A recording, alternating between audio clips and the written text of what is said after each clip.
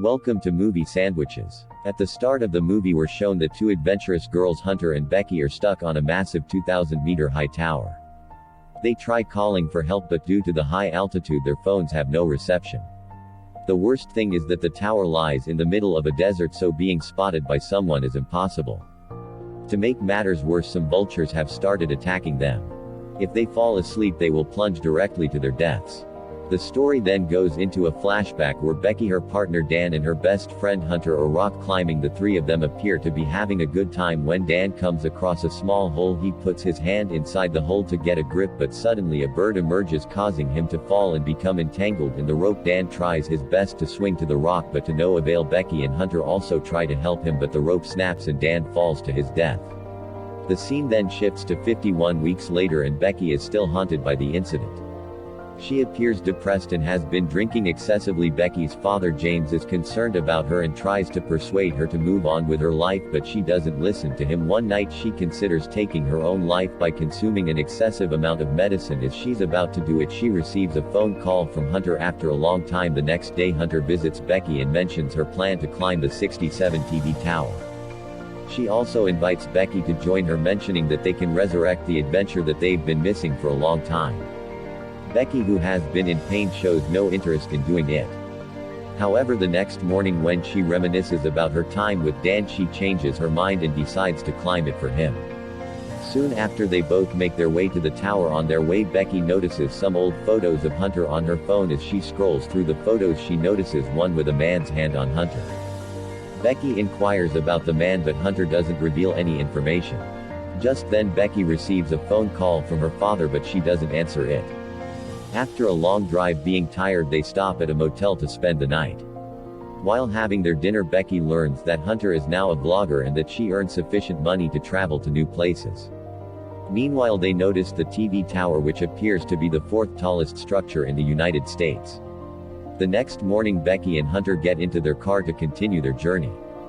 Hunter begins driving and filming her vlogs, telling viewers about the 2,000-foot tall tower.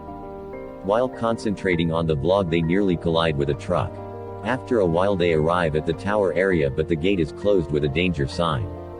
Regardless, they decide to abandon their car and begin walking through the deserted land. On their way they notice vultures eating animal flesh, which Hunter documents in her blog.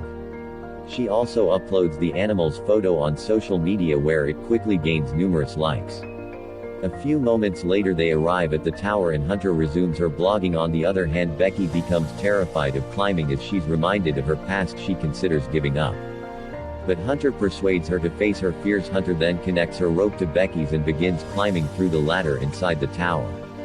The entire tower appears to be rusted, the ladder appears shaky and the nut boards are loose. While Becky is climbing, one of the metal rods of the ladder breaks, causing her to be terrified. Despite this, she gathers her courage and continues her ascent. Eventually they reach the halfway point and notice that the city looks like a toy town. They take a brief break, drink some water and then resume their ascent. After some time they complete climbing 1,800 feet and now only have to climb the remaining 200 feet from the ladder outside the tower. Becky is terrified by the wind height and rusted condition of the tower. She requests Hunter to return back but the latter simply tells her to keep going. Following this they began climbing the outside ladder, which appears to be even more dangerous than the previous one. Soon after they notice desks on their way and have to make their way from the side of the ladder. Hunter easily overcomes the obstacle and assists Becky in passing it. The wind grows stronger as they climb up, making Becky even more terrified. When Hunter notices this, she scares her even more by shaking the ladder. This causes the nut boards to loosen and one of them falls out. Fortunately, it has no effect on the ladders and the two of them continue to climb. Before reaching the top, another nut bolt falls off the ladder. Finally they reach the peak and begin taking photographs and videos. So she grabs her drone to get better shots. Soon after she hands over the control of the drone to Becky and hangs herself from the ledge in order to gain popularity. She then climbs back up and instructs Becky to do the same. When ladder hears this, she is taken aback and refuses to do it. However, Hunter persuades her, claiming that it's the only way for her to overcome her fear. Becky then takes Hunter's hand in hers and slowly hangs herself from the tower's ledge. At the same time, Hunter takes some selfies and pulls Becky up before the hands slip. After this, Becky blows away Dan's ashes and waves a final goodbye to him. creating an emotional moment for both of them. Now they decide to return, so they attach their harnesses and Becky goes first, but as soon as she climbed down, the ladder breaks, causing her to fall. Fortunately, Hunter grabs the rope and manages to pull Becky up after the near-death experience. They both laugh like maniacs. However, their laughter quickly fades away when they notice that the ladders are no longer there. They check their phone, but it has no signal. They also notice that their bag containing water and supplies has fallen on the desk. In the tower they discover binoculars and a flare gun, but they are useless. As a result, Becky panics, but Hunter calms her down by saying that the sound of the ladder falling must have been heard by someone. She also persuades Becky to wait until someone comes to their aid. As soon as the two are brainstorming ideas to escape the situation, Hunter notices a large cut on Becky's leg from the previous fall, so she immediately ties her shirt around the wound. After some time has passed, Becky begins interviewing Hunter, asking her why she began vlogging. Hunter responds that she started it because of Dan, creating a suspicion in Becky's mind. A few hours later, Hunter checks her phone and recalls posting the animal's picture earlier. She believes there's a signal at a certain height. She gets an idea, so she prepares a help post, ties her phone with the rope and sends it as far down as she can, hoping that it will receive the signal and her post will be uploaded. However, their attempt fails. Despite this, they are confident that there's a signal at the base and decide to throw the phone down so that the help post can be uploaded. Hunter then puts her phone into her shoe and pads it up with her socks and push-up bra. After this, they throw their shoe and wait. Just then, Becky notices a 143 tattoo on Hunter's feet. It's revealed that Dan used the code 143 to express his love. A short time later, Hunter notices a man and a dog at the base of the tower. Seeing this, they scream for help, but their cries are not heard. We see that Hunter's phone has been destroyed, indicating that their plan has failed. As the man prepares to leave, Becky throws both of their shoes in an attempt to catch the man's attention, but in vain. She then decides to use the flare gun, but Hunter stops her because the man won't notice the flare during the day. Meanwhile, they also notice another man and discover that they have arrived for a party. They then intend to use the flare gun at night so that the men can easily notice it. Eventually, the night falls and Becky shoots the flare gun. Fortunately, the men notice the flare and also the girls waving for help. They quickly approach Hunter's car, making the girls overjoyed. However, instead of saving them, the men steal their car and drive away. This breaks the girls from inside, and now they have to find a new solution quickly. Later, Becky inquires about Hunter's tattoo, to which the latter reveals that she had an affair with Dan for 6 months. She then apologizes to Becky for falling in love with her guy and making a huge mistake. She claims she was drawn to Dan because, unlike other men, he used to listen to her. She loved him, but she loved Becky more, and as a result she ended their affair. Hearing this, Becky is disappointed that her own friend and partner had betrayed her.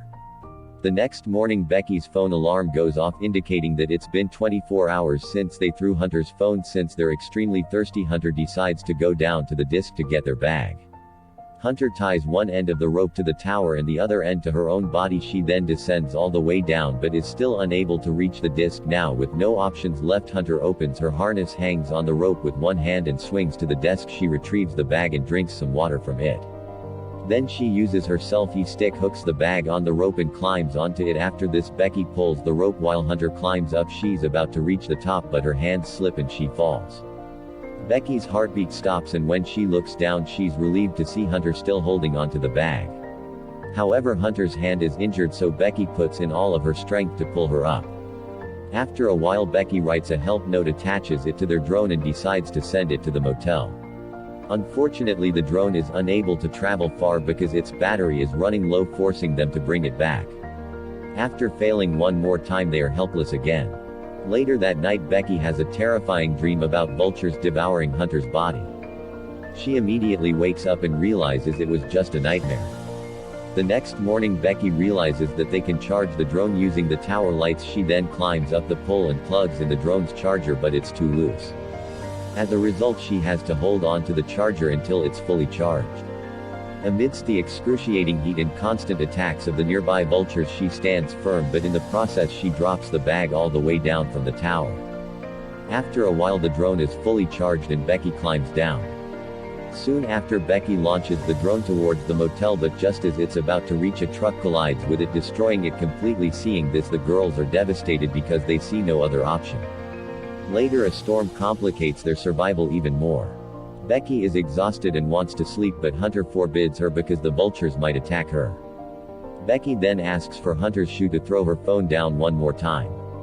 However, Hunter says that she's unable to do so because her shoe was on her feet down on the disc. Here it's revealed that Hunter couldn't hold on to the bag during the previous fall. Instead, she fell on the disc and died. Becky just pulled up the bag and has been surviving alone. Since then, sadly, she's been hallucinating Hunter's presence all this time. At night, Becky manages to survive the storm. She also records a video message for her father in which she expresses her wish to return home. Elsewhere, James also appears to be concerned for her. The next day, the vulture notices Becky's defenseless body and begins eating her wounds. At the same time, Becky holds the vulture and strikes its head against the metal surface, killing it. She then eats the vulture's flesh in order to survive. Upon generating some energy in her body, she ties herself with the rope and jumps down on the desk where Hunter's body is lying. Following this, she sends a message to James and places her phone in Hunter's shoe. This time she puts the shoe inside Hunter's body and throws it down. Later at night, James receives the message and immediately dials 911. He rushes to the scene and discovers the police transferring the dead body. Seeing this, he sobs, thinking the body belongs to Becky, but soon he's relieved to see his daughter alive. Finally, the father and daughter reunite, creating an emotional moment. That was all from the video. I hope you liked it. Subscribe for more content like this and help us out. Also, leave a comment if you want us to post more videos.